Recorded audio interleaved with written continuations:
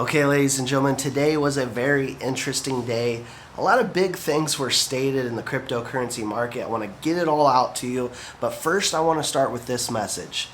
For all the YouTubers and influencers out there that consistently pump doom and gloom, all crypto's going to zero, everything is bad in this market, I got this message for you. Larry Fink tells Fox Business today, the top dog at BlackRock, right, that they want to make crypto more accessible, easier and cheaper to invest in. Along with that, this $9 trillion asset manager, BlackRock's CEO, says crypto is digital gold and Bitcoin is an international asset. Now, don't just take it from me. Crypto I want you to listen right here. And also, I do believe the role of crypto is it's digitizing gold in many ways. Instead of investing in gold as a hedge against inflation, a hedge against the onerous problems of any one country, or the devaluation of your currency, whatever country you're in. Let's be clear. Bitcoin is an international asset. It's not based on any one currency, and so it can represent an asset that people can play as an alternative. I would call it, the foundation of BlackRock is about hope. You invest for retirement because you believe tomorrow is better than today.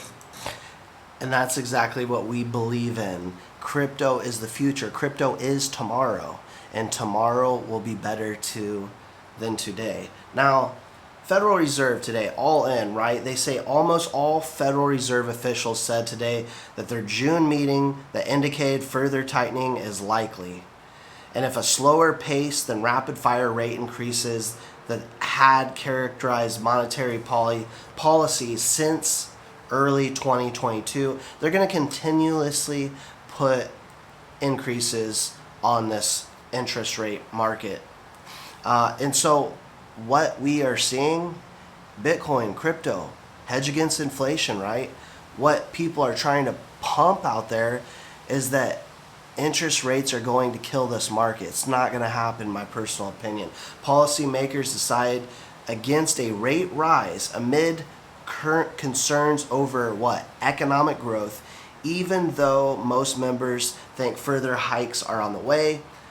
And they're citing a lagged impact of policy of 10 straight rate increases. And officials saying leaving the target range unchanged at this meeting would allow them more time to assess the economy's progress toward committee's goals of maximum employment and price stability. Now they say maximum employment, but they said something very interesting here at the end of this article that I want to bring up. It's actually sad. It's almost disgusting. And how they are saying there's basically very few clear signs that inflation is going to slow or stop at all, right? Definitely not to get to that 2% goal that they have. But they have a long ways to go. But right here, the labor market has also showed some signs of loosening, though job openings still outnumber available workers nearly 2-to-1 margin. Check this out.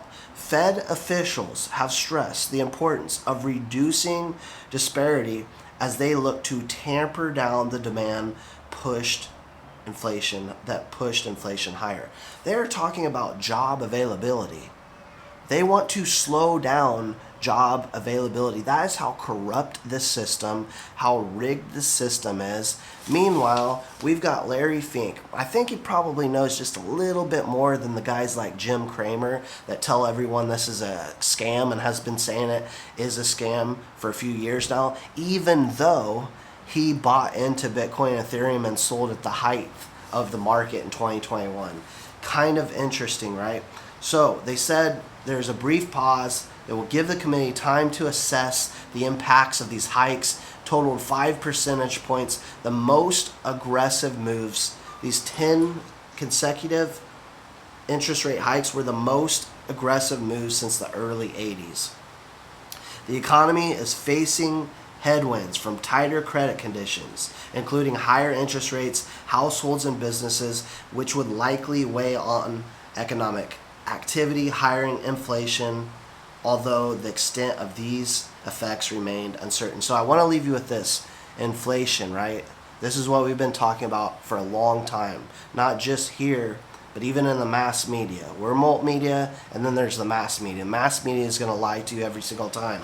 They say that inflation is coming down. My wife and I were just talking about a salsa that we generally pick up. I was eating it the other day, and she's like, "You wouldn't believe it's $6 now. Typically it's $4.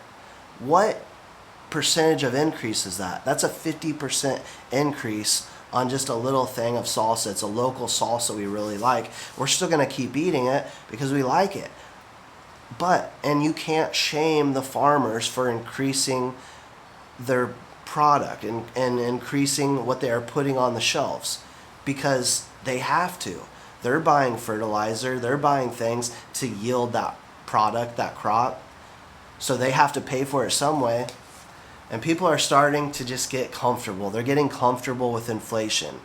But this is what I urge people to do. Look into cryptocurrency. Look into Bitcoin. Look into these other cryptocurrencies. Look into XRP and XLM, because as the mass media, or as the masses, I should say, as the masses around the world start to wake up, they will see what Larry Fink is talking about here.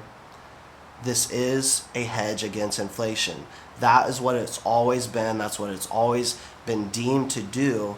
And we're going to start seeing that more and more. I think other markets, housing market, job market, all that slows down towards the end of the year. I think crypto starts to do the decoupling effect, and people will start to get it. We got all financial institutions in now. They get it. Money's going to come pouring in, my personal opinion. Let me know yours in the comment section below. Drop the X if you like XRP and XLM. Share the content. Let others around the world hear the truth. Informative, truthful content right here. Don't forget to subscribe if you haven't already, and I'll see you all in the next one.